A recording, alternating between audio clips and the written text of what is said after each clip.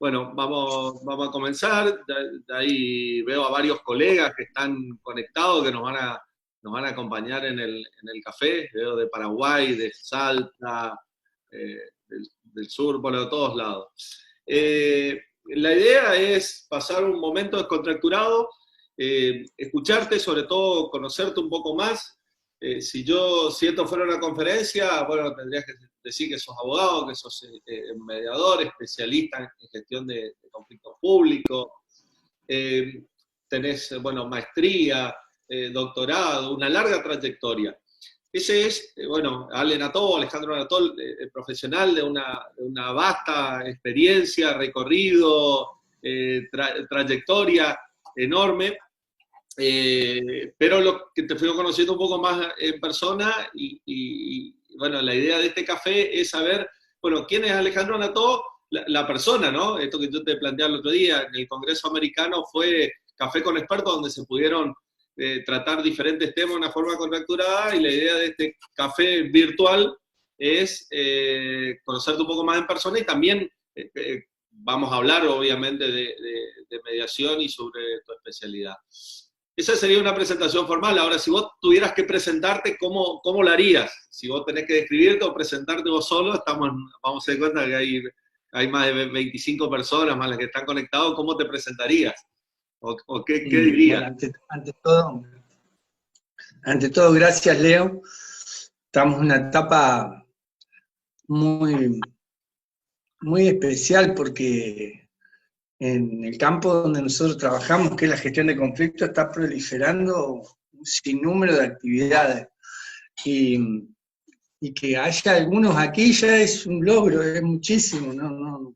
Estoy re contento de poder participar contigo, de esta iniciativa, de compartir algunas ideas, reflexiones, y al mismo tiempo, bueno, arrancamos con la consigna que me tiraste. Yo creo que si me tengo que presentar, me voy a presentar diciendo que hace muchos, muchos años me dedico a la cosa pública, y abracé la cosa pública desde muy chico, desde los 18 años.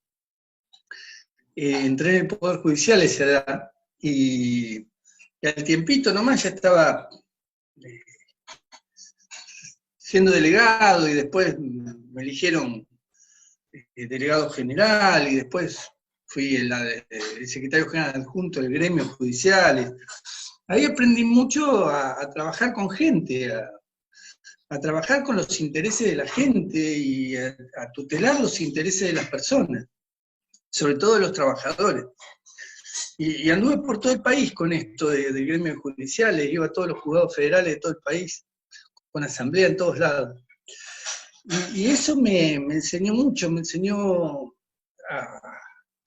a ver cómo mira el otro, a tener en cuenta por qué te habla la gente cuando te habla. O sea, ¿qué quieren muchos? O sea, todo esto de poner el oído muchos años y aprender escuchando, me fue formateando, y creo que eso es un gran valor en mi vida, que quizá no tuve nunca la oportunidad de contarlo, y ya que me decís, bueno, presentate, lo cuento. Es una etapa de mi vida que la tengo como guardada, pero fue muy importante porque no solo tuve la oportunidad de recorrer un sinnúmero de veces la Argentina, con un motivo, ¿no? Hablando, tutelando intereses, sino que aparte entendí la lógica del poder también ahí. Y eso me permitió luego para algunos cargos públicos que he tenido, o para la vida misma, ver cómo mira el poder, ver qué administra el poder. Cuando éramos chiquitos, yo estaba en el gremio y tenía mucho poder. O sea, ser el número 2 de un gremio nacional, siendo un chico de 27, 28 años, realmente era una lógica de poder muy fuerte. Y entonces eso me ayudó a mirar desde donde mira el poder. Claro que yo no me compré esta del sindicalista, que no está mal, es un lugar, es un rol. Y cuando lo hice con la mejor de mi vocación, de mi voluntad, no solo di lo mejor que tenía, sino que aprendí un montón.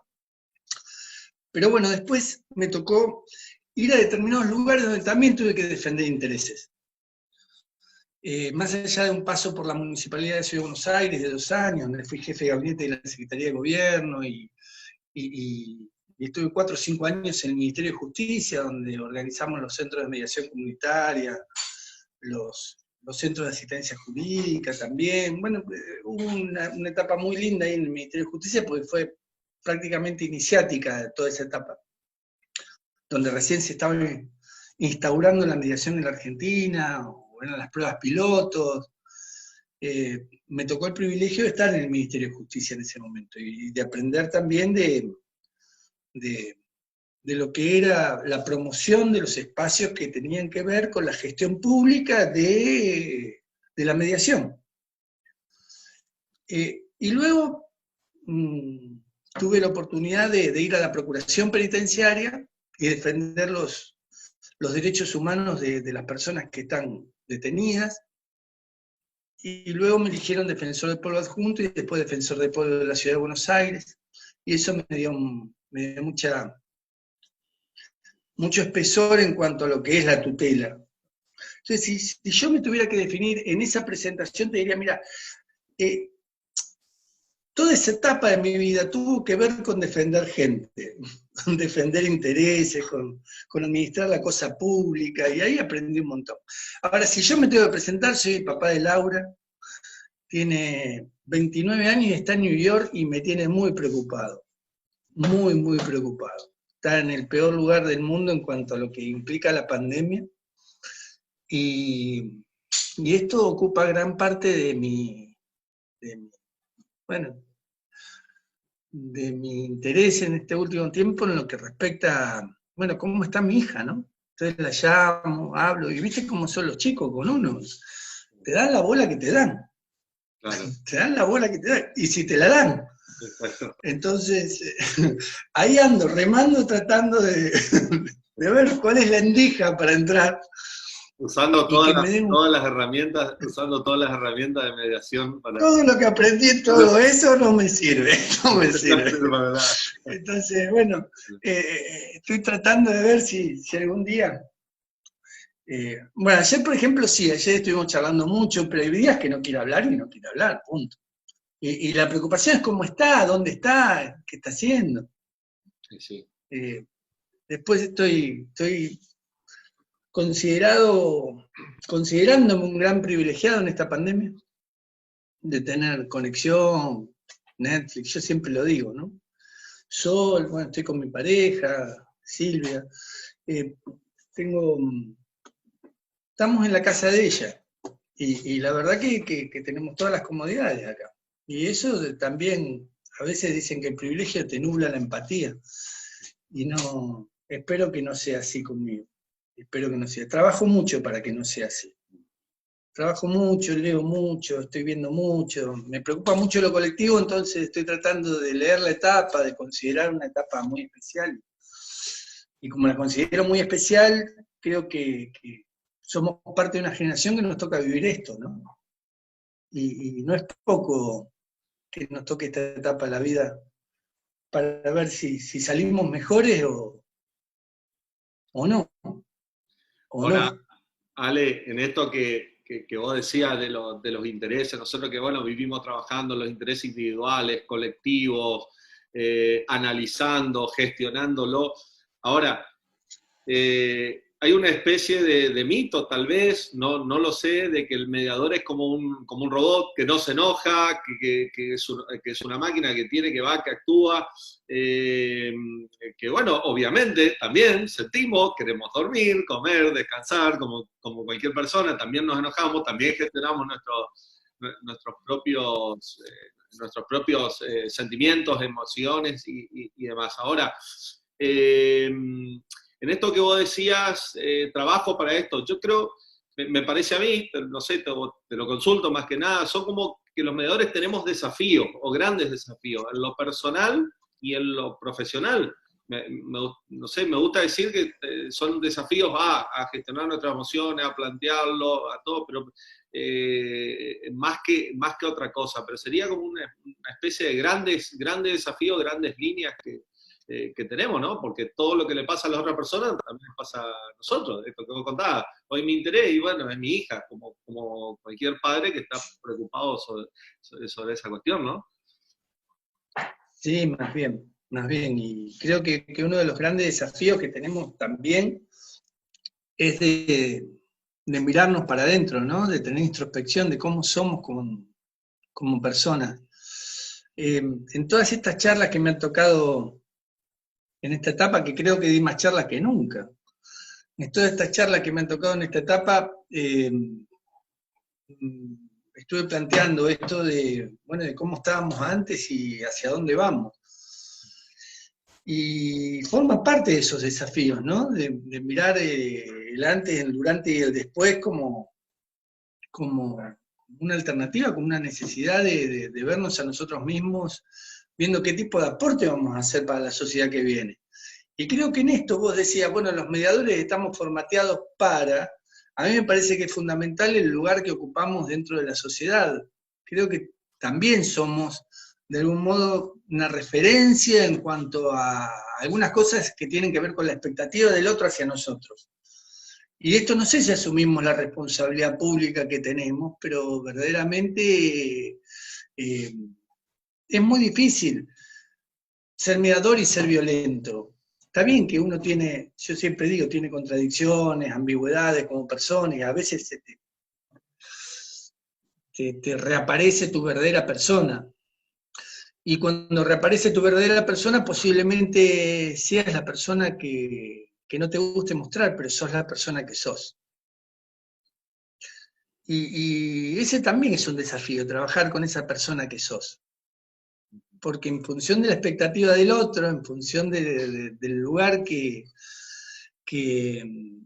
tenés en la vida y en función de la profesión que escogiste para tener en tu vida, y tenés que moldear tu personalidad. Tenés que reformatearte, tenés que deconstruirte para reconstruirte, y no solo en cuestiones de género, en cuestiones de discriminación, en cuestiones... No, también en tus propias reacciones, actitudes. O sea, tu mirada misma se va formateando en la mediación. A mí me parece que es fundamental. Ahí me preguntan si un mediador nace o se hace. Yo creo que es una profesión que te formatea. Yo creo que se hace, pero uno tiene que ser consciente del lugar que ocupa. Se hace. Hay gente que tiene condiciones innatas para muchas cosas, pero me parece que una persona puede perfectamente construirse y forma parte de los desafíos también que vos haces mención.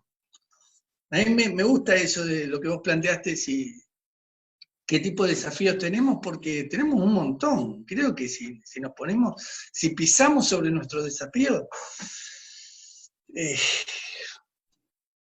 creo que tenemos que elaborar tanto con nosotros, pero tanto, que va mucho más allá de los elementos teóricos y prácticos que podamos tener. O sea, es mucho más el saber ser que el saber hacer. Claro. Y el saber ser requiere esa interpelación permanente con uno mismo. Sí, en esto que decía Gustavo, no sé, se me ocurre un mediador nace o se hace, lo mismo que, no sé, sea un extraordinario jugador que nace con habilidades, pero si no la entrenas en un mundo competitivo de hoy, y lo más probable es que no seas el mejor jugador o uno de los mejores jugadores. Sí, pero hay gente que tiene condiciones. O sea, Maradona tiene condiciones, tuvo condiciones y mostró que esas condiciones después cuando él las practicó y las llevó con mucho esfuerzo, con mucha dedicación, era Maradona, pero tenía esa condición innata. Totalmente. ¿Cuántos Maradonas nacen? ¿Cuántos Messi nacen? Bueno, eso también, ya que fuiste al deporte y lo llevamos al fútbol específicamente, hay gente que tiene condiciones innatas. Es así. Pero tiene que entrenar, si no, hoy en día es complicado, ¿no? Le quería comentar, y hay 30 personas, 30 colegas, la mayoría que veo son colegas, que te pueden pedir el micrófono y hacer preguntas, comentarios. Esto tiende a ser lo más descontracturado, no sé, sería como estar todos en una gran mesa de café, nada más que en forma virtual, ayornándonos a estos momentos, pero la idea es que, bueno, que intervengan, que pregunten, que compartan, o más que nada preguntarlo, que lo tenemos a Ale en esta gran mesa, así que intervenga o a través de, o escribiendo la pregunta, ¿no? A ver, Nora, de Paraguay, a ver, Nora Lescano, ahí tenés habilitado el micrófono. Hola, Nora. A ver, vamos a ver. Vamos a ver si le podemos habilitar el micrófono. Hola, hola. Ahí está. Hola, Nora. Hola, Nora. Hola, ¿cómo están? Qué gusto, qué gusto. Estoy disfrutando acá esta charla de café. Un placer, colegas. Saludos de una argentina formoseña que vive en Paraguay hace muchos, muchos años. Qué lindo.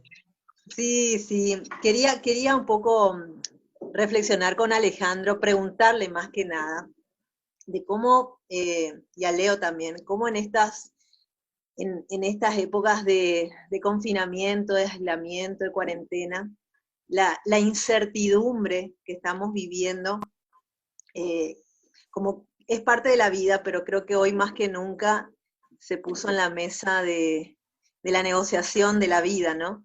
Y mi pregunta era más que nada, ¿de qué manera nosotros como mediadores en este proceso de formación constante que tenemos en la vida y un poco de esa responsabilidad pública que vos la colocabas? Yo siempre digo que los mediadores estamos en una vitrina muy transparente y como que la gente tiene muchas expectativas de nosotros como aquellos gestores de conflictos de manera pacífica. ¿De qué manera hoy nuestro rol como mediador está también como más convocado, más visible? ¿Cuál sería el mensaje en términos de cómo el mediador coloca o toma la bandera de la incertidumbre para llevar ese mensaje esperanzador, ese mensaje de construcción positiva, de una mirada hacia adelante con muchísima incertidumbre, pero llevando esa responsabilidad también de tener una voz alternativa frente a toda esta especie de caos que yo lo pongo como barra oportunidad, ¿verdad? Es colocar desde ese lugar, ¿no? No sé, es una pregunta reflexión, pero quería escucharles. Está buenísimo que hagas preguntas, reflexiones. Lo que pasa es, me parece que más allá de la subjetividad que podamos ponerle a este planteo, hay algo que la incertidumbre también genera y que es un buen motivo para ponerlo en esta etapa, es el tema del miedo. O sea, la incertidumbre va de la mano del miedo, y el miedo, por un lado, es paralizante y por el otro lado es autopropulsor. Entonces, según cómo administremos el miedo, vamos también a vincularnos con el otro. Lo podemos hacer desde un individualismo o con una singularidad, que tiene que ver con esto de incorporar a la otredad dentro de lo que puede llegar a ser nuestra vida. Esta incertidumbre nos pone en un lugar que es interesante en la etapa. En verdad, ¿cómo somos cuando somos? Y si tengo miedo, posiblemente no quiera ni ver al otro, posiblemente no quiera ni tenerlo cerca. Es más, el otro deja de ser un legítimo otro que está dentro de mi sistema para ser un otro potencial enemigo. Y entonces allí digo, esa incertidumbre se puede manejar también en cuanto a esto que vinimos a aprender en el mundo de la gestión de conflictos dentro de lo que es la administración de la cultura. ¿Qué genera la incertidumbre en mi cultura? ¿Y a partir de qué valor me paro para mirar mi incertidumbre? Digo, ¿cuál es mi umbral de mirada de incertidumbre? O sea, porque no es lo mismo ver todo a mi alrededor y reaccionar o accionar en función de, hoy tenemos miles de gestos solidarios, pero también tenemos gestos que son absolutamente feos, digo, esto de decirle a un médico no entres al edificio, te muestra claramente que hay gente que en nombre de ese miedo barra incertidumbre también tiene reacciones muy, muy fuertes. Yo tengo algunas incertidumbres que tienen que ver con lo colectivo. Yo decía, bueno, si antes me preguntaba, si vamos a poder vivir todos juntos por la fragmentación social, urbana, por la segregación, por la segregación social y espacial, hoy me pregunto si en verdad eso, llevado a futuro, a partir de todo lo que nos está pasando, no nos va a llevar a una sociedad más autoritaria. Porque la incertidumbre misma, cargada de miedo, según desde donde la mires, si me paro en un umbral de reacción frente a la otra edad, posiblemente me transforme en una especie de panóptico diciendo el vecino este no hace tal cosa, el otro no hace tal cosa. Hay una filósofa española que habla de la democracia de balcón. Y a mí me gusta hablar de la vecinocracia policial. La verdad es que hoy nos acusamos los unos con los otros, le tenemos miedo al otro, si usa barbijo, si no usa, las diferentes miradas cruzadas que estamos teniendo entre nosotros mismos. Bueno, estas incertidumbres nos están llevando a sacar lo peor que tenemos. Ahí me dice Machu Buchones, es buena la palabra, pero la verdad es que algunos puede ser responsabilidad cívica, y ahí es donde viene esto de la discusión de desde dónde miro, porque en mi escala de valores, posiblemente ser delator no es ser delator, soy responsable por mi miedo, porque quiero cuidar al otro, porque me cuido. Entonces yo no estoy acá para hacer un sindicato de buchones, todo lo contrario. Creo fervientemente que si vos ponés lo mejor tuyo para poder asimilar al otro lo mejor posible, y sos lo menos botón posible, pero al mismo tiempo con una responsabilidad abierta podés hablar con el otro en vez de denunciarlo, podés decirle, mirá, sería bueno que te cuides, y la verdad, y que me cuides cuidándote, esto estaría mejor. A mí me pasó algo que ya me había pasado en la vida, pero en esta democracia de balcón, gracias por la pregunta, porque me llevo a hablar de algo que quería decirlo en algún lado y no lo dije nunca.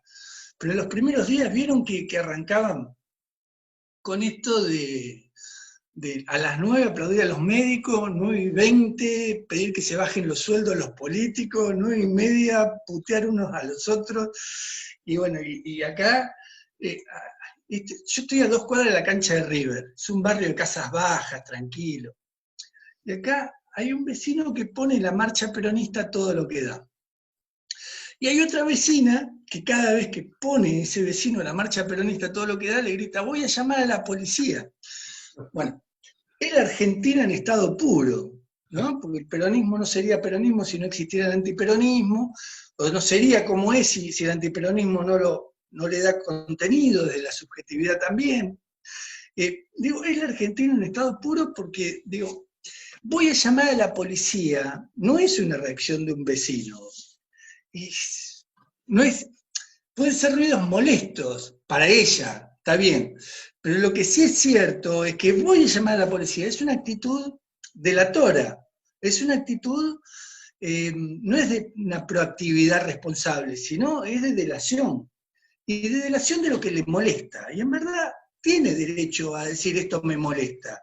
El tema es cómo expresamos la molestia. Entonces la incertidumbre de la etapa nos saca lo que tenemos afuera como somos, tal cual somos.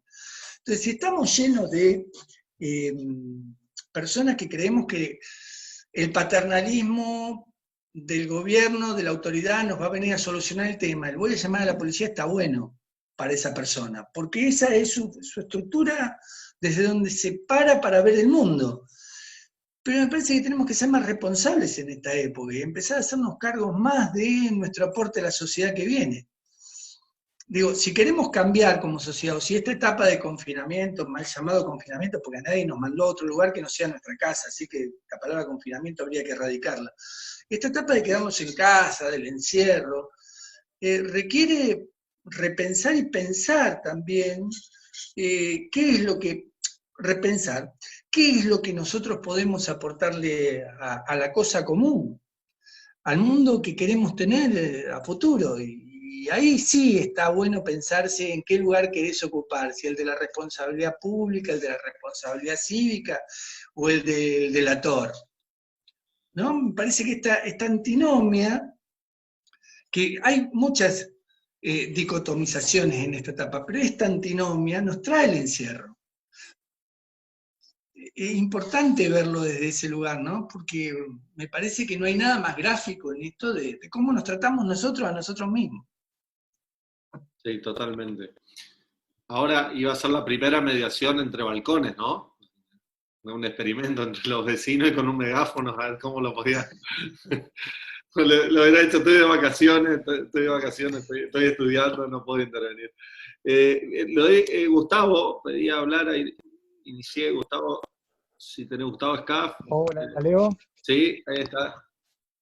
¿Me escuchás? Sí, sí. Hola, Leo, Alejandro, ¿cómo están?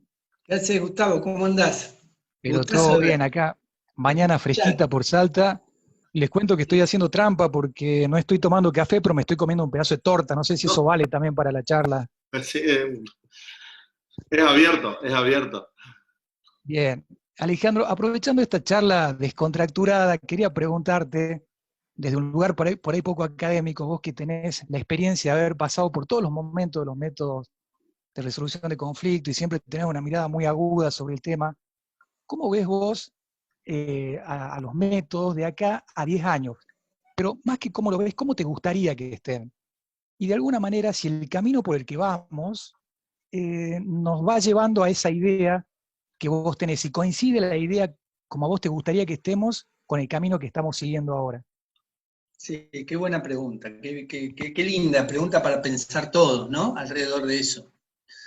Y te agradezco, Gustavo, que traigas el tema, porque realmente creo que los métodos en general en la Argentina, en comparación, están demasiado avanzados como política pública.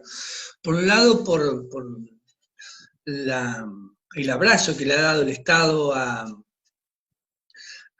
esta cuestión, especialmente desde el Poder Judicial y desde el Poder Ejecutivo, en los casos donde se hizo cargo, con Ministerio de Justicia que se hicieron cargo, y las leyes de mediación que fueron proliferando en el país, que le fueron dando un lugar preferencial en el trámite de la acción judicial, el trámite previo a la acción judicial.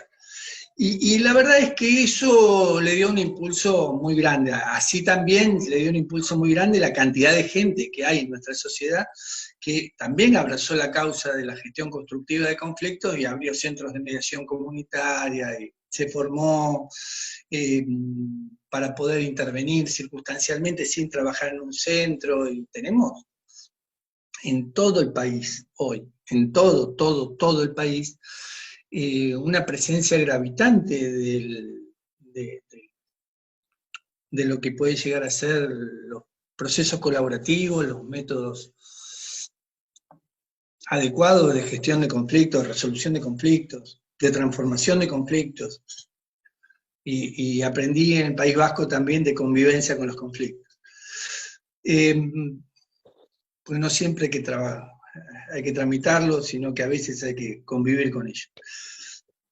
Y la realidad es que nosotros tenemos un capital humano fantástico, una política pública muy desarrollada. Creo que la gestión de Raquel, y a mí particularmente me pareció algo que ha sido un aporte fuerte al mundo de la mediación, porque no solo le dio una impronta personal a la gestión, sino también se ocupó que en todos los campos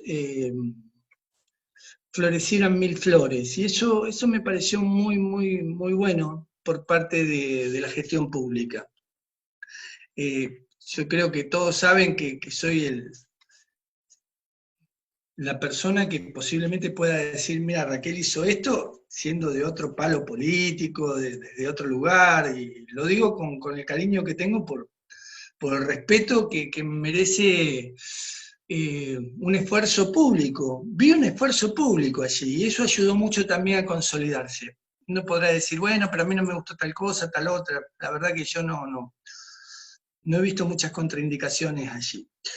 Creo que todo eso ayudó a que los métodos se consolidaran, más todo lo que hacen en cada una de las provincias como para consolidarse. Creo que las experiencias de mediación familiar que está viendo, de justicia restaurativa, nos está poniendo en un lugar de mucha solidez.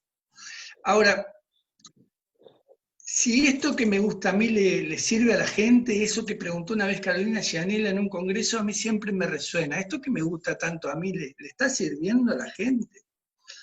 Y yo creo que no hemos llegado a todos. A mí me parece que nos está faltando mucho transitar. Hay mucho por hacer no desde la gestión pública solamente. Creo que eso ayuda a fortalecer. Ahora me parece que los propios mediadores tenemos que tomar conciencia del estado de situación y del nivel de capacitación que estamos teniendo.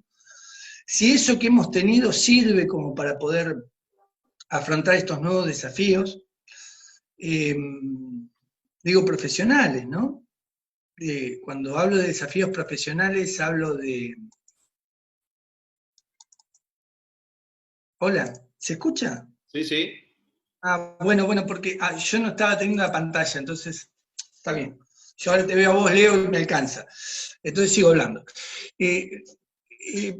No solo lo público decía, sino también en cuanto a lo profesional y en cuanto al futuro. Y en cuanto al futuro me parece que hay un camino a recorrer muy, muy importante. ¿Por qué? Porque nosotros nos acostumbramos a que la obligatoriedad nos trae la gente. Hay una cultura también en el campo de la enseñanza del derecho y en otras carreras, en general, en las cuales todavía falta mucho por hacer allí. No puede ser que yo doy clase y ahí veo una docente que trabaja mucho conmigo, Carolina Smoy, que la verdad es un motor, Carolina, en la materia de derechos humanos, y está acá entre nosotros. Y yo veo que en la Facultad de Derecho le falta, estoy hablando de la UBA, de la Facultad de Derecho de Buenos Aires, le falta mucho todavía para que esto se asiente como una materia donde verdaderamente tiene que tener. Es una materia del CPO, que es al final de la carrera, que te da unos puntitos, y tenemos muy buenos docentes, tenemos una cátedra, Cures tiene una cátedra muy, muy potente allí, pero al mismo tiempo decir, bueno, se le da la importancia que tiene que tener, algo que en la práctica es tan importante, porque de hecho no conozco ningún abogado que salga a la profesión y que no tenga que ir a una mediación. Ahora, en la facultad no lo toman como algo importante, lo toman como algo, bueno, una materia y perdida, y en derecho procesal ni lo nombran. Esto es llevado al mundo del derecho. Voy a otras disciplinas, porque creo que se tiene que ampliar en diferentes disciplinas. Y a mí me parece que en trabajo social, que en económicas, que en psicología comunitaria, cuando tienen que en psicología social, en lo que hace a la antropología, yo estoy viendo ahora que está proliferando muchísimo en el campo antropológico las mejores ideas para el mundo de la mediación. Bien, en la UNICEN, en Olavarría, hay un gran antropólogo que se llama Juan Pablo Mata, que con el CONICET abrió un centro para hacer doctorandos y doctorados en materia de conflictividad. Y toman desde lo antropológico el conflicto. Esto vale oro. Digo, estos son los lugares que te iluminan hacia el futuro, y que decís, bueno, estamos generando un campo de acción que necesita de una profesionalización mayor y que necesita de verdaderos profesionales. Yo no tengo identidades asesinas con nuestra profesión, a mí me parece bárbaro que tengamos profesiones de base, porque ayuda mucho a ser mejores mediadores, porque si sos mediador con 100 horas tenés un problema. Si sos mediador con 120 horas tenés un problema. Es un problema de capacitación, un problema de formación. Yo no conozco ningún profesional que se forme en 120 horas.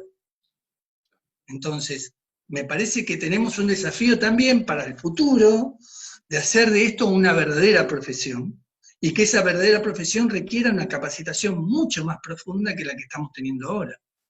Creo que salimos con algunas herramientas, algunos elementos, con un posible saber hacer, y yo no sé si sabemos mucho hacer, porque a veces llevamos a uno al campo de otro. Digo, si vos no hiciste nunca justicia restaurativa y querés entrar allí, es muy difícil. Si no hiciste mediación familiar y querés entrar allí y no tenés los elementos, es difícil que lo hagas bien. O en los conflictos sociales, en los conflictos públicos. Requiere de mucho conocimiento todo esto. Y requiere que nos nutramos los unos con los otros. Creo que en esto la Argentina tiene también un grupo fuerza. Muchos de ustedes están aquí ahora compartiendo este espacio conmigo y compartiendo este espacio con ustedes mismos, porque creo que es nuestro objetivo, ¿no? Estamos en casa, pero estamos formándonos, estamos intercambiando, que nos da la posibilidad de pensar hacia adentro de nuestro campo, a dónde estamos parados y hacia dónde vamos, cómo estamos. Yo creo que tenemos un futuro muy bueno en tanto y en cuanto lo sepamos aprovechar, y en tanto y en cuanto los que ya estamos involucrados fuertemente con esto, sepamos que tenemos mucho por hacer por delante para seguir abriendo el campo, para que se siga polinizando el campo, como le gusta decir a Fulleda, que me encanta la palabra que él usa, y esa polinización tiene que ver con una buena práctica, con acción sin daño y con una profesionalización muy importante, y sería muy bueno que vayamos rumbo a lo que es el espíritu de la mediación, que es la voluntariedad. Esto de la obligatoriedad previa me parece que obedece a la posibilidad de tener una clientela cautiva, pero me parece que la gente tiene que ir a la mediación por su propia voluntad. Para eso hay que trabajar mucho dentro del campo de la universidad, y me parece que ahí estamos en deuda. Estamos haciendo mucho, porque por la militancia de cada uno de nosotros en las universidades hay cátedras ya, se da la materia, o alguno en su propia materia que da otra cosa, como me pasa a mí en el CBC. Tenemos un módulo que se llama Métodos Adecuados de Resolución y Transformación de Conflictos. Un módulo en el CBC, ahí es donde empiezan. Pero digo, todos aportamos lo que podemos donde podemos, pero eso tiene que ver con nosotros. Estamos haciendo un montón por la mediación. Creo que tenemos mucho más por hacer para adelante para verdaderamente sacar a grandes profesionales, que es lo que decíamos al principio, que la gente está esperando de nosotros, porque hay una especie de expectativa respecto a quién es el mediador y qué hace. Así como, bueno, en esta etapa de heroicidad del mundo de la salud, y que se nota que existen, en serio, los olvidados del sistema, porque están mal pagos, mal reconocidos. Los tres subsistemas los maltratan, o sea, el público, el privado y el de la obra social los maltratan abiertamente, pero ahora son nuestros héroes, salvo en el edificio que algunos los echan, ¿no? Claro. Pero estaría bueno que en esta etapa también pensemos si le estamos pagando bien como sociedad a estos que están poniendo lo mejor que tienen para que todos nosotros hagamos lo más ileso posible de esta situación. Bueno, y esto habla a las claras de cómo nos interpela la etapa, ¿no? Ale, en esto de profesionalizar la mediación, que como vos decís, siempre que se tome, no sé, una mirada de esto de que se tome ya el título que se le puso, alternativo y demás, que obviamente se entiende de dónde viene, ¿no? Pero esto de profesionalizar la mediación, ¿cómo ves la especificidad, ¿no? En el ámbito de la salud, a mí me gusta mucho el ámbito del deporte, los conflictos en el ámbito del deporte, porque si se quiere vengo desde el mundo del deporte, entonces creo que hay muchas cosas para hacer en esto de conocer acabadamente el conflicto, por qué se dan. Una vez nos tocó interceder, no fue ni siquiera una mediación, pero sí interceder en un conflicto donde la escalada de conflicto se había dado en un hospital y realmente el médico lo primero que te dice, no tengo tiempo de hablar y se va, ¿no? ¿Qué mirada tenés sobre la especificidad en la mediación como profesión? Yo creo que cuanto más vamos profesionalizándonos, más tendemos a buscar nuestros propios gustos hacia esa especificidad. Y en buena hora que haya especificidades. Me parece que es como todas las profesiones. Una vez que tenés profesionales de algún tipo de área, difícilmente encontremos todólogos. Hay médicos generalistas, si vamos a la medicina, pero una cosa es el generalista que ya tiene su propia especificidad y después tienen cada uno sus compartimentos. Hay abogados penalistas y a veces los sacás yo digo, de Torres Neuquén para decirlo en broma, pero lo sacás de Núñez y no sabe nada de derecho civil, nada de derecho comercial. Y digo, bueno, ¿y sos abogado? A veces me lo pregunto, pero sí, claro que es abogado. O llevas a un civilista al mundo del derecho penal y no sabe qué es una excarcelación. O sea, estas cosas que ya existen en las otras profesiones, me parece que es bárbaro que nosotros también lo pensemos. Y que no está mal que si vos te dedicás a mediación familiar, sepa que es tu rubro, y te voy a respetar el rubro más que decir, yo también hago todo. Bueno, cuando llega algo a lo prejudicial, uno hace todo. Yo no estoy tan de acuerdo con esto de decir que solo somos facilitadores de la comunicación. ¿Saben por qué? Porque eso implica que podés no saber nada de nada, y ser un buen mediador. Porque haces circular la palabra, pero no puede ser que lo que se está hablando delante tuyo vos no tengas ni idea. ¿Por qué vas a preguntar mal? ¿Por qué no sabés a dónde querés que verdaderamente ellos reflexionen sobre los temas que tienen que reflexionar? Yo siempre digo, los mediadores tenemos predicciones del final feliz. Esto lo enseño incluso, ¿no? Y no está mal que tengamos esas predicciones, pero tampoco nos podemos enamorar con nuestras hipótesis, con nuestros supuestos. Nuestras preguntas, nuestras acciones, generalmente van hacia esa predicción, ¿no? Decimos, bueno, esto sería bueno que ustedes vayan por acá, y empezás a preguntar por ahí. Es horrible esto, porque se puede llegar hasta manipular desde ese lugar. Claro. Pero ¿qué le pasa al mediador? Esto le pasa, ¿no? No hay manera que no le pase.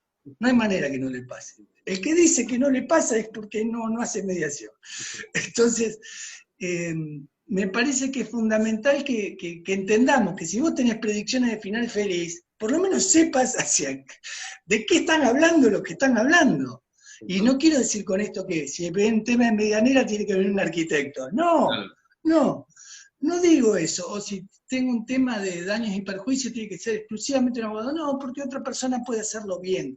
El tema es que tenés que tener un grado de formación integral como para poder estar sentado donde estás sentado. No creo que una persona que no tiene ni idea de algo, por ser simplemente una especie de interconector de la comunicación, va a llevar bien todo el proceso, porque puede tener un buen diseño, pero difícilmente pueda tener las preguntas, las herramientas adecuadas, al momento adecuado, cuando se discuten cosas que vos no tenés ni idea de lo que se está discutiendo delante tuyo. A mí me ha pasado, A mí me ha pasado. Una vez había un desperdicio químico, era un conflicto público, yo entiendo mucho de conflictos públicos, pero cuando se pusieron a hablar técnicamente, no tenía ni idea de lo que hablaban. Y ahí lo tomé conciencia de lo que implica, bueno, también conocer esto, conocer un poco del campo de lo que se está trabajando. Yo escucho mucho que se enseña, y hay muchos que dicen, yo prefiero no tener ni idea de lo que pasa y arranco. Bueno, es un estilo. Pero me parece que si verdaderamente nos vamos a profesionalizar, esas especificidades nos van a ayudar mucho a poder darle más contenido todavía a nuestra profesionalidad. Perfecto, clarísimo, Ale. Ale, ¿puede ser el ejemplo en esto de tener cierto conocimiento, como pasa muchas veces en mediación comunitaria, que vos te vas, hay una disputa sobre esto que decías vos de medianería, ¿no? Sobre la medianera, y resulta que ninguno de los dos son propietarios del inmueble, porque lo están ocupando, por estas, o es un asentamiento, y el conflicto está, pero eso no lo va a resolver ningún juez porque no está legitimado. Ahora, ayudando a entender esto, de que voy a decir, bueno, no está legitimado, hay que tratar de resolverlo, otro mediador que por ahí no sepa, va a decir, vaya al juez, y no va a poder iniciar una demanda porque ninguno de los dos está legitimado para poder hacerlo. Puede ser ese un ejemplo, ¿no?, de conocer el ámbito donde se va, o los conflictos donde se va a mediar. Bien, mira, hay algo que a mí me gusta mucho enseñar, que es la acción sin daño. Uh-huh. La acción sin daño tiene 3 características esenciales, o 4, pero 3 muy importantes. Una es conocer mucho el contexto, otra es minimizar los riesgos y otra es maximizar los recursos. Si vos verdaderamente querés tener una intervención y no producir daño, estas 3 cosas las tenés que tener. Un mediador comunitario traspolado de otro ámbito, que fue criado a patio, como digo yo, o con el balcón en el triciclo, difícilmente pueda conocer el contexto. O sea que ya ahí tengo un primer tema. O sea, necesito que, más allá de conocer específicamente de la temática, como estábamos charlando antes, para una temática específica, conozca verdaderamente de qué va esto de las relaciones interpersonales en un barrio. ¿Cuáles son los códigos? ¿Desde dónde se habla? A mí me ha pasado en una mediación, una persona no conocía el lenguaje de las partes, y las partes estaban hablando de fierros, y la persona que estaba comediando conmigo entendió que los fierros eran fierros de esos que son los hierros. De construcción. No, y hablaban de los otros fierros. Entonces me miraron los actores como diciendo, y este, no quiero ni siquiera que se sepa de quién hablo, pero digo, no entiende nada, dijeron otra cosa, pero se protestaron, como diciendo, ¿qué hace acá? ¿Entienden a lo que voy? Digo, conocer el contexto, minimizar los riesgos y maximizar los recursos. Maximizar los recursos es tener la mayor cantidad de elementos posibles. A mí me dicen, ¿cómo definirías a alguien, además de ser un facilitador de la comunicación? Bueno, en la especialidad del mediador. Yo creo que maximizar los recursos te obliga a conocer de esas especificidades, de meterte en el tema profundamente, de saber de qué va esto. Esto se lo enseñan a los gringos antes de llegar a una misión especial. Vos, digo, sos de, no sé, los cascos azules y tenés que ir a Haití. Y te dicen, bueno, aprendé mucho de acción sin daño. O sea, porque vas a ir a otro contexto, no entendés nada, tu figura ya es un extraterrestre en ese lugar. Bueno, aprender acción sin daño. Y aprender es después, bueno, ¿cómo hago para introducir iniciativas en ese contexto y la coherencia entre la iniciativa y el contexto? Que esta es la 4ª pata que les quería decir, que es fundamental. ¿Cuántas iniciativas? Que son las acciones. Digo, uno tiene, en esto de lo que decíamos antes, en las predicciones, cuando yo hablaba de las predicciones de los finales felices, uno tiene presupuestos, supuestos, hipótesis, acciones. En esto de las acciones, que vienen de tus hipótesis, de tus supuestos y de tus presupuestos, en esto de las acciones, una pregunta es una acción. Y esto hay que entenderlo, o un parafraseo en un momento, es una herramienta, pero también es una acción. O sea, a ver, si yo quisiera ir a lo técnico y decir, bueno, la teoría del espejo de Folger, en cuanto a una especie, lo pongo entre comillas, parafraseo negativo. No, tomo la negatividad y la muestro. Digo, tengo que saber para hacer esto. Tengo que saber mucho de dónde lo hago, cómo lo hago. Si lo hago mal, terminan a los sillazos. Es que lo sé aparte. Claro. Lo sé. Entonces digo, la herramienta está para ser bien usada, y para ser bien usada tengo que ser buen profesional. Y para ser buen profesional tengo que tener la temperatura del conflicto. Y esa temperatura te la da el contexto, pero te la da también ese vínculo de la energía comunicacional que está habiendo allí entre los actores. Totalmente, totalmente. Ahí Emilio, Pata, Roberto pedía hablar. Ya está habilitado el micrófono, Emilio. No sé si nos escuchás. Hola, Leo. Hola. Hola Ale, ¿cómo están? Hola Emilio, ¿cómo te va? ¿Qué decís? Un gusto, Ale. Muy lindo que estés acá. Ale, retomando esto que vos decías ante la pregunta de Gustavo, que qué sería dentro de 10 años, cómo sería, yo lo que quería aportar a esta conversación es Dale. que yo veo que vos lo planteás en las profesiones y también decías el lugar de militancia. Mi lugar de militancia más que nada últimamente es la mediación escolar y creo que es donde más deberíamos intentar ya en el secundario y en la primaria que vaya entrando la mediación y le estamos pidiendo a los docentes sin haber estado capacitados en la temática que medien o que usen herramientas. Entonces, para mí habría que hacer mucho hincapié en la ley que una colega como Mara Brauer hizo para el conflicto escolar, ¿no? La 26892, Es pero que, muy amiga mía y la quiero mucho. pero que las escuelas la apliquen y que dejen ya la medida sancionatoria por la restaurativa y a su vez también el hecho de que en los centros docentes no hay una cátedra que dé mediación. Entonces, ¿cómo entramos en los institutos de formación docente para que los docentes salgan sabiendo mediación? Sería mi reflexión final. Gracias, Ale y Leo, por este momento. Gracias, No, Emilio. gracias, Emilio. Como siempre, Lucio.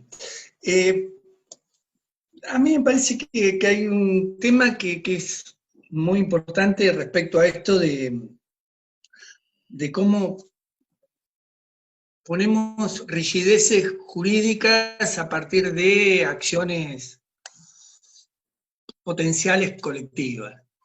O sea, esto de polinizar, por un lado, como lo decía, lo voy a poner en la balanza, ¿no? Para que se sopese. Esto de polinizar, que florezcan 1000 flores, por un lado, que tanto nos apetece a los que estamos en el mundo de la mediación, y que la necesitamos también, y sobre todo que prolifere en los lugares donde más se necesita, como la comunidad, la escuela, la familia. Y por el otro lado, la necesidad de, bueno, hagámoslo en serio. Hagámoslo serio y en serio, porque se puede producir daño. Yo creo que hay que tener también algún grado de equilibrio en lo que estamos sopesando, porque si lo ponemos como hagámoslo serio y en serio, difícilmente lo podamos hacer. No contamos con la infraestructura necesaria, no contamos con todos los que podrían llegar a trabajar para enseñar en todas las escuelas que hay. Y la verdad es que, bueno, que cuando surge una flor en un lugar, con que alguien se interese en ese lugar y trate de trabajar en eso, se profesionalice y se lo lleve a los demás o convoque a otros que puedan hacer algo, es fundamental. Yo coincido con Emilio en que tenemos que tender, por eso lo planteó él a 10 años, a hacerlo lo más serio posible y lo más profesional posible. Y en esto, yo siempre cuento algo que aprendí de Marcola, cuando le hicieron un reportaje en la red O Globo. Era un narcotraficante, yo no sé si vive, pero este reportaje se lo hicieron hace 7, 8 años, del segundo comando de cocaína de San Pablo. Estaba preso. Y el periodista fue a preguntarle cuál era la solución de la etapa. Y Marcola le dijo, ¿usted me viene a preguntar a mí cuál es la solución? Sí. Entonces le dice Marcola, ¿quiere hablar en serio? Sí, bueno. Vamos a hablar en serio. Usted está hablando con una persona que hace 15 años que está presa y que ha leído 4.500 libros, desde que entró hasta ahora. Ese soy yo, le dice Marcola. Pero aparte de haber leído 4.500 libros, administro una empresa que tiene más de 10.000 millones de dólares. Entonces, quiero que sepa que usted está hablando con una persona que está formada, y que es supermillonaria. Entonces, hablemos en serio, le dice. A mí me pregunta la solución, ustedes tendrían que tener la solución, dice Marcola. Yo soy la base insustancial de la pospobreza.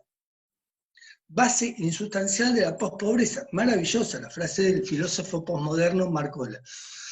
Pobreza que generaron ustedes como sociedad y que no saben administrarla.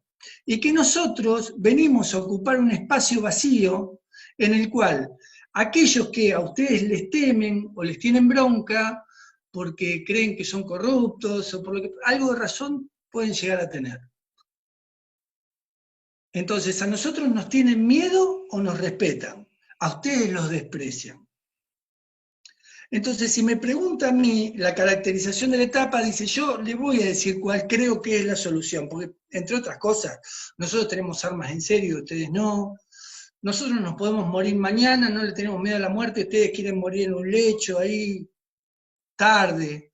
Yo puedo mandar a matar a cualquiera de todos ustedes, dice Marcola, cuando quiera ustedes no me pueden mandar a matar a mí porque yo acá adentro estoy resguardado, estoy protegido. Tengo un ejército de alienígenas allí que puede hacer lo que yo le pida y lo va a hacer. Y ustedes verdaderamente tienen los jueces, los diputados, todo eso ya trabajan para nosotros, así que difícilmente tengan la solución. Entonces yo les voy a dar la solución, dice. Empiecen de vuelta, por favor. Y vayan por los niños. Trabajen en la cultura con los niños, porque si no pueden con los niños, no van a poder con la sociedad que sigue. Entonces, digo, tocaste algo muy, muy, muy fuerte, Emilio, que me parece que es fundamental. Yo no sé hasta dónde tengo que ser tan rígido cuando se le quiere dar elementos a los niños para poder tener otro tipo de forma de gestionar los conflictos. Que si lo quiero hacer bien, bien, bien, con la ley y todo lo que tiene que ser, me parece fundamental que esa sea nuestra aspiración a futuro, pero por ahora que haya animosidad de poder llevar la mediación a las escuelas alcanza, porque creo que el cambio pasa por los niños. Y si lo podemos hacer, ahí me dicen, la prevención va desde la cuna, lo dicen ahora, sí. Desde el jardín de infantes. Sí, yo creo que hay que trabajar mucho allí. Y está bueno que hagamos pie en las personas que de buena predisposición quieren aprender esto, quieren hacerlo, así no tengan todos los elementos que tienen que tener. Por algo se empieza. ¿Vamos rumbo a la profesionalización? Sí, tenemos que ir todos rumbo a la profesionalización, y las escuelas también. Y más que nunca para evitar las acciones con daño, o sea, que las acciones sean sin daño. Pero si algún docente quiere meterse en esto, en buena hora, porque estamos en la etapa de polinizar. Y hay un lugar que es central en esa polinización, son los niños. Totalmente.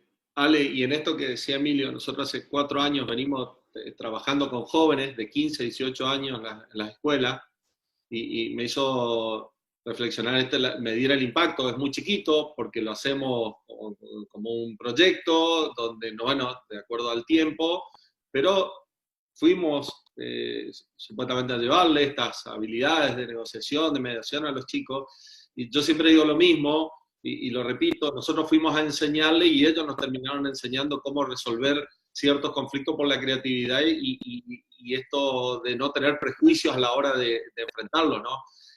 Trabajamos en ese rango etario porque creíamos que nos podíamos o que nos podía comunicar con ellos, no, porque para hacerlo de jardín, no sé, necesitaríamos que las maestras jardineras, se me ocurre a mí, sepan y cuál sería la forma de enseñarlo, ¿no? Insisto en que es el camino, porque la creatividad y lo que tenemos que aprender de los jóvenes, porque ellos discuten los mismos temas que nosotros, discuten del aborto, discuten de la homosexualidad, sobre principios, los valores, todo, exactamente lo mismo. Ahora, con alguna herramienta lo hacen mucho mejor que nosotros, ¿no? Eso, por lo menos, es lo que nosotros vivimos durante estos años en el contacto con ese rango etario, ¿no? Sí, sí. Ahí hay alguien que dice que se ve y se escucha con interrupción. ¿Es así o...? No, se escucha No sé bien, qué. lo que pasa que depende de la conexión de cada uno y hay que ver también, bueno, cómo sale. Acá yo por lo menos estoy escuchando perfecto.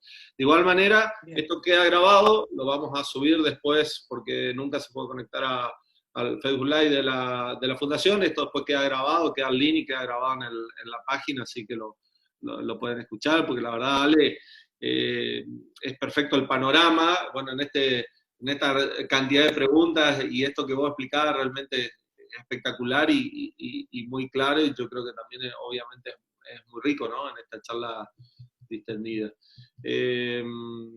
Así que, bueno, ahí, bueno, Emilio dice que, bueno, tuvo su primera intervención en la sala de 5 años, con la doctora Eugenia Collada, y tenemos, valorarte Me por tus encanta. conflictos escolares. Lo del Valorart me encanta, me encanta. Nosotros no nos animamos a ir a los de 5 años, porque la verdad no teníamos forma. Pero Sí, habría que hay probar, que habría tener que probar. lenguaje. Hay que tener lenguaje para entrar a los pibes de Sí, sí, 5 no, años, los nenes de 5. eso sí. Así que la verdad que es bárbara, y sí, que creo que por ahí arranca el cambio cultural. Ahora, no sé, se me ocurre que es difícil trabajar hacia futuro en un momento que, bueno, obviamente hay que hacerlo, ¿no? Pero en esto que va tan cambiante, porque decimos, bueno, el conflicto que es dinámico, que cambia. Ahora, en el mundo que vivimos, ¿no? Hace 30 días, 40 días, no pensamos que íbamos a estar cada uno en su casa reflexionando o haciendo estos cafés virtuales. Realmente tenemos que estar preparados, ¿no? Para todo este tipo de circunstancias o este contexto que hablabas vos.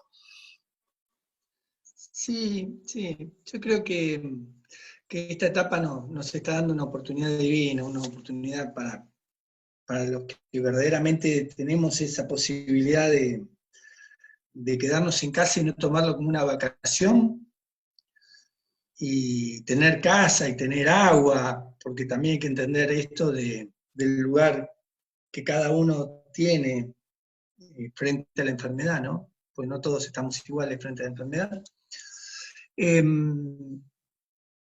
Creo que es una oportunidad para poder plantearnos hasta dónde nuestra formación sirvió, hasta dónde necesitamos dar un salto de calidad, cómo podemos hacer para mejorar nosotros como personas.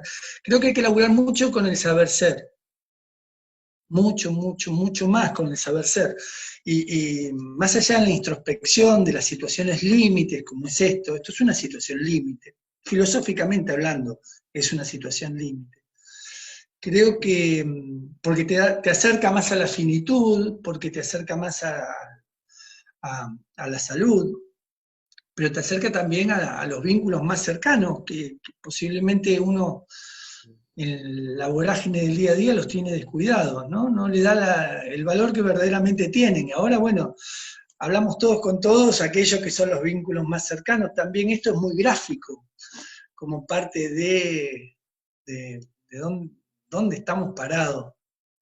Y que te paren el tiempo, que te suspendan el tiempo, es también una oportunidad única como para poder decir, bueno, ¿qué estaba haciendo yo con mi vida? Si verdaderamente en la escala de valores no tenía algunas cosas distorsionadas, y esto de ver dentro de esa escala de valores dónde está la profesionalidad nuestra, también está bueno como una oportunidad. Totalmente. Ahí me pedía la palabra Rubens, está habilitado el audio. No sé si lo escuchás. Está habilitado el micrófono.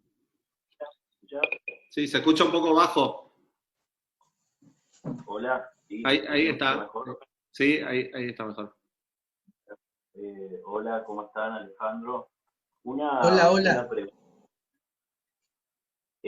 Porque si bien vos tocás con el ejemplo de la marcha peronista y lo que le responde la otra vecina, en este tiempo de cuarentena y en los tiempos que estamos viviendo, surgieron las imágenes con mucha agresión, muchos mensajes encubiertos, lo que siempre le llamamos ahora en este tiempo los memes, ¿no? Y que eso también contribuye a la conflictividad social, a la conflictividad de las relaciones interpersonales. Y quería saber qué opinabas vos con respecto a eso, porque nosotros desde el diálogo interpersonal, de forma presencial, en un momento, en un lugar, podemos llegar a construir y pensar de construir algunas realidades y algunos puntos de vista, pero también tenemos este elemento actual que juega muchas veces desde como un enemigo silencioso, que genera conflictos, a veces no, y en este tiempo de cuarentena surgieron de una manera exponencial. Quería saber tu opinión con respecto a eso. Sí, coincido con tu preocupación. Que tenemos una polarización política, creo que eso la hay desde que existe la conformación nacional, ¿no? Me parece que hay una mirada cruzada entre los unos y los otros desde la política. Y creo que eso se lleva a todos los campos. Me parece que hay cierto grado de respetuosidad y cierto grado de falta de respeto en este campo también, en el campo de la política. Y esto habla de la madurez política que tiene la sociedad. ¿Hasta dónde llega esto? Yo vi como un periodista puede tratar a un presidente y como el presidente puede tratar a un periodista. Y me parece que estas cosas se ponen en tela de juicio después cuando se discute qué sociedad tenemos, dónde estamos y dónde estamos parados.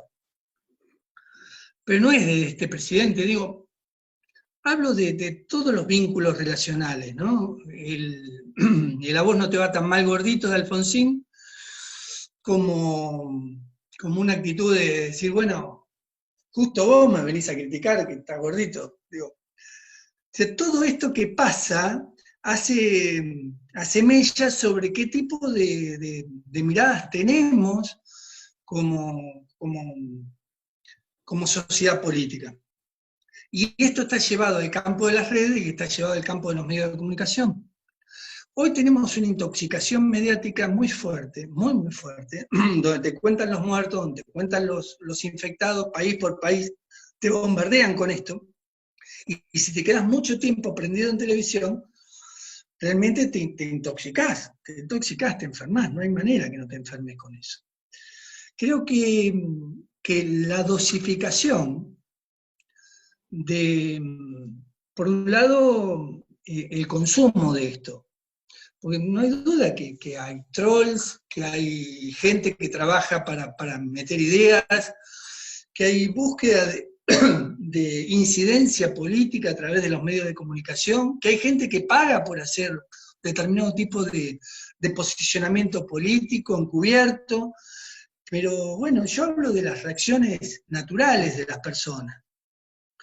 Y en esas reacciones naturales de las personas me parece que nos sale lo mejor y lo peor de nosotros por posiblemente faltarnos madurez política.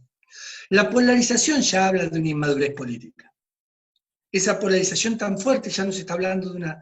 Está bien, llegamos a ese lugar, los unos y los otros, el enfrentamiento, los cruces de miradas, el enfrentamiento ideológico, la misma tensión que existe hoy en el mundo entero, ya es un enfrentamiento polarizado.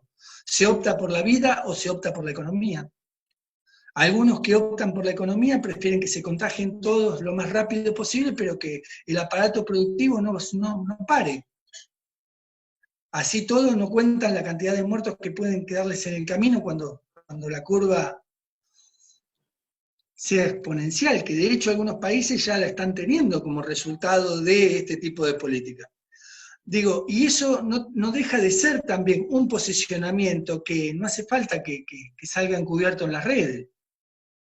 Es abierto, yo lo veo en Chile, yo estoy trabajando con los mediadores chilenos, en el conflicto de Chile, y es una buena etapa esta para poder trabajar con ellos. De hecho, nos estamos encontrando con el Colegio de Mediadores, con Mediadores en Red de Chile, en reuniones virtuales para pensar el cómo sigue el conflicto que no está, pero también cómo sigue un gobierno que está priorizando la economía.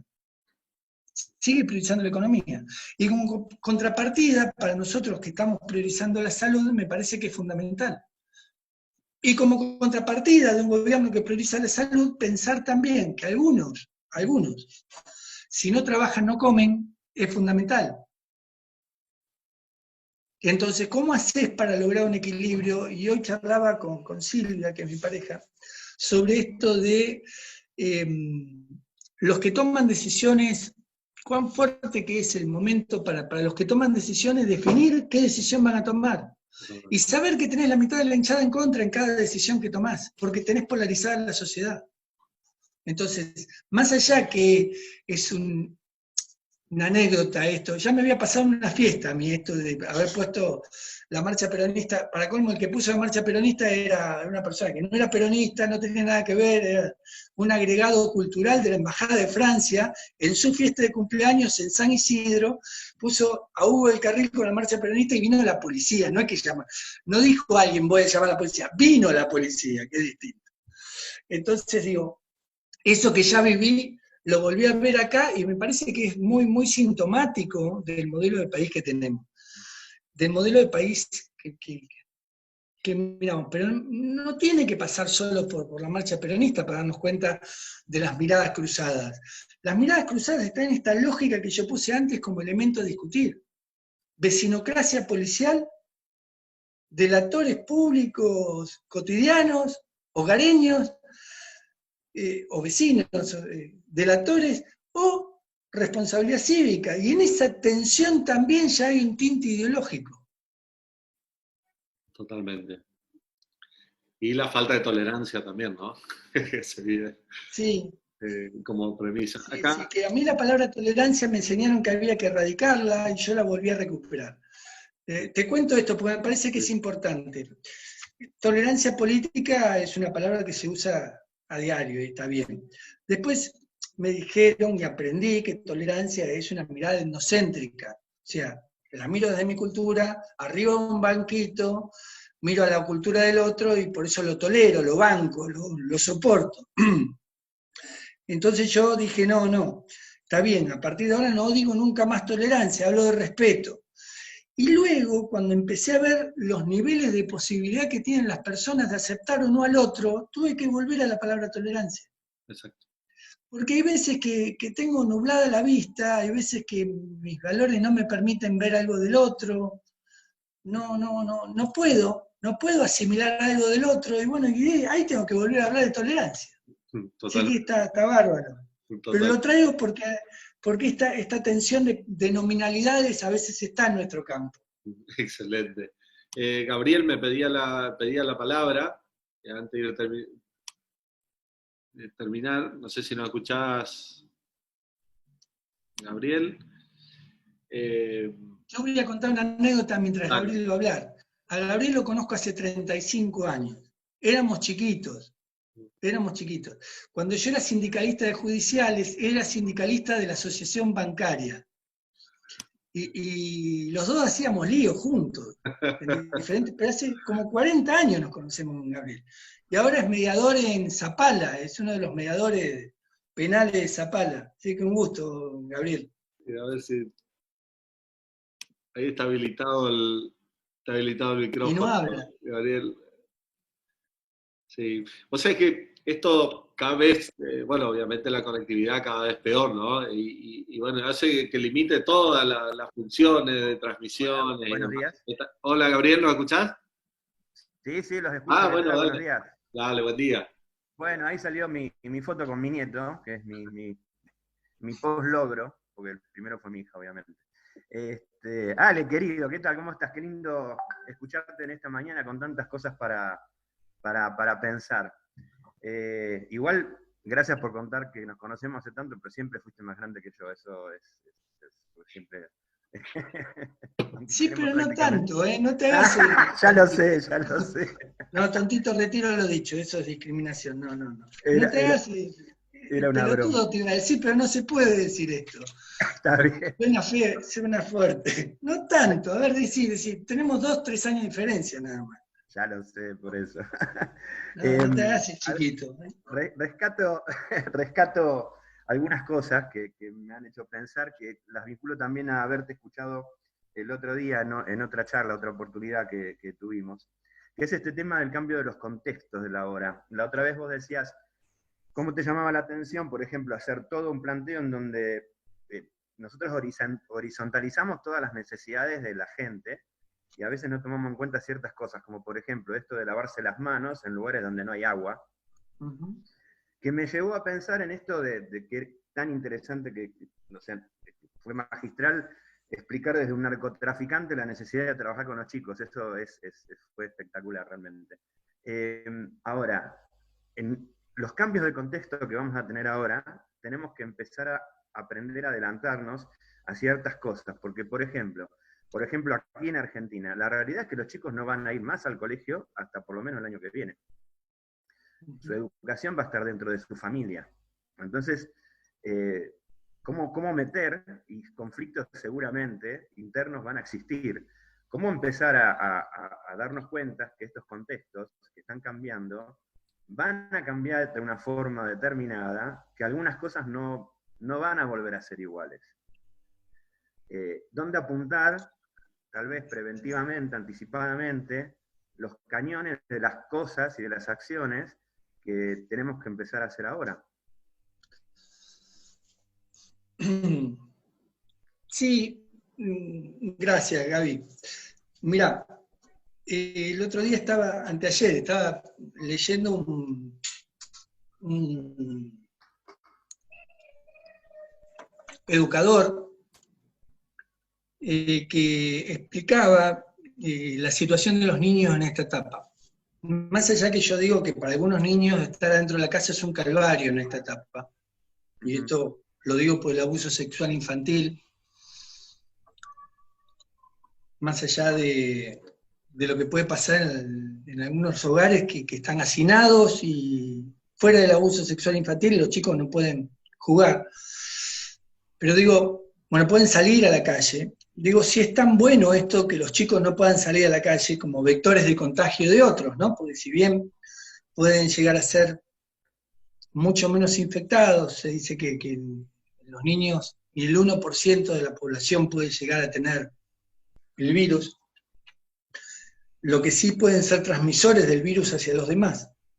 Pero más allá de eso, este pedagogo, pensador, posicionaba 2 ideas respecto a los niños que me parece que es fundamental tenerlas en cuenta. Una de ellas, hablar de cómo construir autonomía de los chicos en el momento donde los chicos no tienen sociabilidad.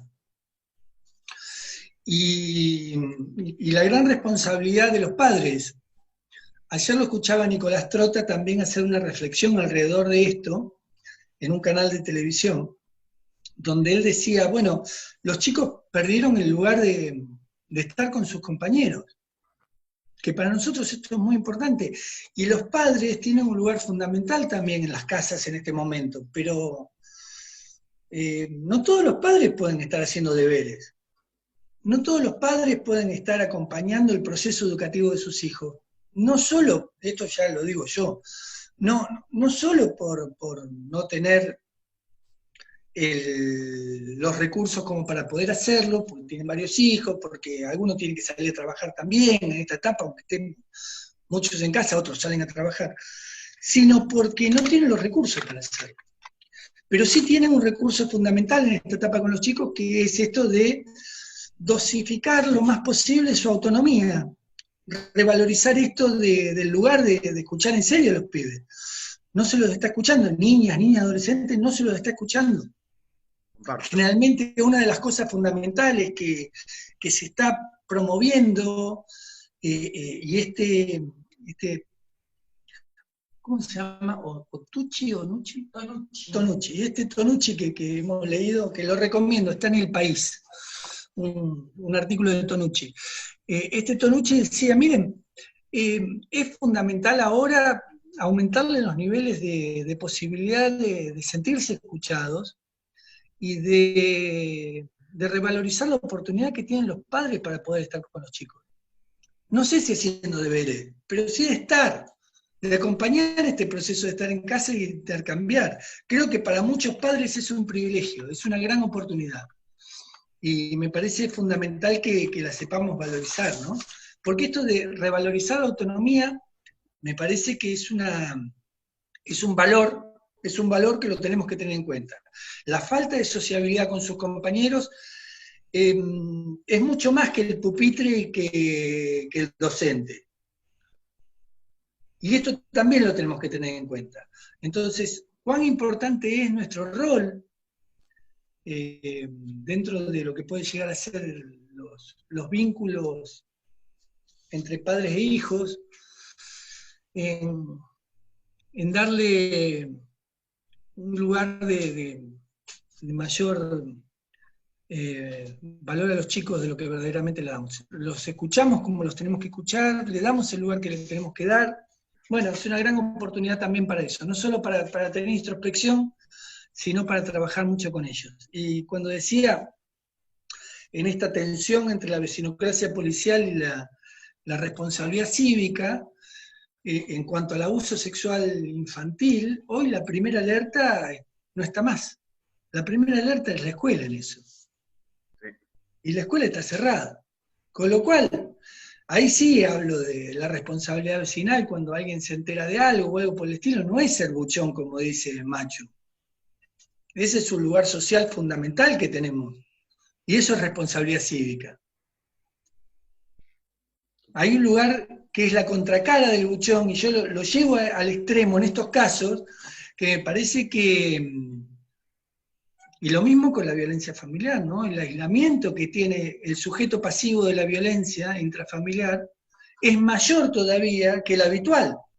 Si algún producto queda de la violencia familiar es el aislamiento. O sea, la persona sale a la calle y dice, y vos escuchaste como vecino todo lo que pasó adentro de la casa esa, que da al lado de tu casa, y te dice, me caí y me golpeé con la mesa. Y viene con el ojo todo magullado. Y esa escoriación, bueno, vos sabés que es otro producto, que no. Entonces ahí está el me meto, no me meto, esa tensión de hasta dónde, y bueno, y esa palabra buchón, por eso yo no la uso, porque creo que hay un lugar de responsabilidad cívica también. Así es, totalmente. Así es, así es. Bueno, Ale, la verdad te agradezco por compartir estos momentos, que realmente, primero conocerte un poco más a la persona, como decía al principio, y profundizar en estos conceptos que muchas veces no se da la posibilidad, o en una conferencia no tenemos la posibilidad de hacerlo, y que era la idea de este café. Me quedan pendientes invitarte a un café en persona, así que no sea todo virtual, y ojalá que en algún momento se pueda dar. Y la verdad que en esto que vos, bueno, tantas cosas que hablamos, pero en esto que vos decís y haces un enfoque con las diferentes realidades, que hay que tenerla en cuenta, porque muchos de nosotros podemos estar haciendo esto y realmente hay gente que, o personas que no pueden... no lo pueden hacer, o están pasando una serie de necesidades que realmente es lamentable, y que bueno, que hay que también pensar en eso. O sea, por eso está muy buena tu mirada y los conceptos, porque realmente de donde lo ve cada uno, cómo lo siente cada uno, cómo lo vive cada uno, a esto son realidades muy, muy diferentes. Así que bueno, agradecerte en nombre mío, de todos los chicos que componemos la fundación, por estos momentos, por tu predisposición, no ahora, sino de siempre, porque cada vez que te hemos llamado para participar en el congreso, en una charla, lo que fuera, siempre estuviste predispuesto y presente, así que muchísimas gracias por esto. Y bueno, si querés cerrar con algún comentario o algún mensaje, y bueno, ya estaremos coordinando otra. Sí, me encanta que me den la oportunidad de agradecerles mucho el hecho de compartir. Yo la veo a Alicia Vitale por ahí y la vi en todas las charlas de todo el mundo. La verdad, Alicia debe ser 15 horas por 15 horas del día, esas 15 horas del día de las 24 horas se las dedica a esto, porque charla que está Alicia. Alicia, para los que no la conocen, es de Neuquén, bueno, es un poquito de Chipoleti y otro poquito de Neuquén, y se reparte entre Río Negro y Neuquén, y verdaderamente es un lujo que esté acompañando. Pero acompaña todas las charlas, a todos. Sale de una charla y entra en otra, en otra, en otra. Bueno, yo lo que quiero decirles es que estoy encantado, que acá me apunta Silvia, que es Francesco Tonucci, si lo quieren googlear, googleenlo, porque es muy interesante el planteo de la nota que hemos leído, creo que en El País la leímos, ¿no? En El País, sí. Y que puede ayudar mucho a reflexionar, que muchas de las cosas que yo he dicho hoy tienen más que ver con cultura de la paz, que está cruzado con derechos humanos, que está cruzado con ética, que está cruzado con gestión constructiva de conflictos, pero que tiene que ver con ese paraguas de cultura de la paz, que me parece que hemos abrazado en algún momento muchos de todos nosotros y que cada vez requiere más contenido, de buscar más contenido, de darle más contenido. Yo estoy encantado de poder conversar así de modo distendido, dije hasta un pelotudo en el medio de todo esto, pido disculpas. Pero es a mi amigo Gabriel, se lo merece por hacerse el joven. Así que bueno, muchas gracias de ver tantos amigos también acá, y seguramente esto, bueno, a través de la red se va a difundir también, y ya te digo, están proliferando tantas charlas que nos estamos pisando los talones los unos con los otros, es una locura esto.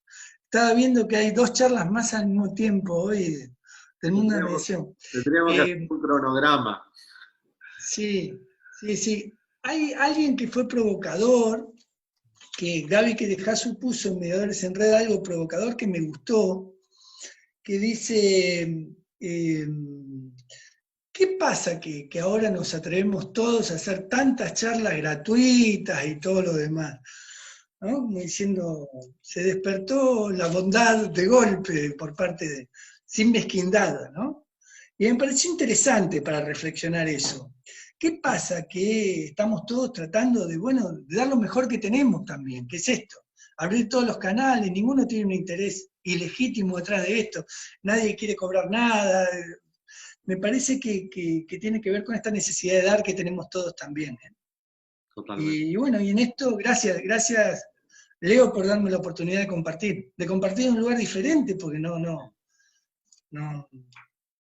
tenía libreto para hablar. Totalmente.